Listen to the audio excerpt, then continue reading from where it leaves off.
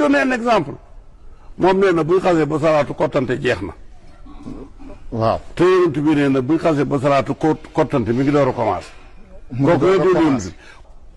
yonent bi dañoo am hadiis mu ne buy wëccëgu weeru koor daf daan fóon jabaram di ko raay. أعوذ بالله من الشيطان الرجيم بسم الله الرحمن الرحيم الحمد لله والصلاة والسلام على رسول الله mbokk yi ñu ngi leen di nuyu baax di leen ziar leen ndokkeel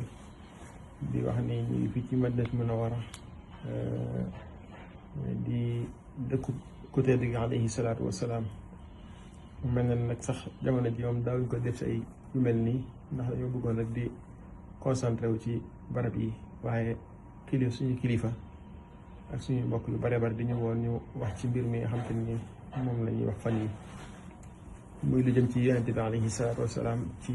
laal jëmmam sax la ñuy wax ci wàllu ndax ku woor mën naa fóon soxnaam wala déet ak ndax ay masio yooyu mel noonu làmbu toog yooyu yëpp ci koor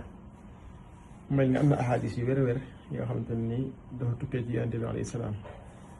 waaye du ci ahadis wér-wér tamit maanaam day yell ci ab jullit mu am kersa digganteem ak yonent bi alayhi salaatu wasalaam yàlla sax dafa rusoon yonent bi alayhi salaam mosu ko wooyee Muhammad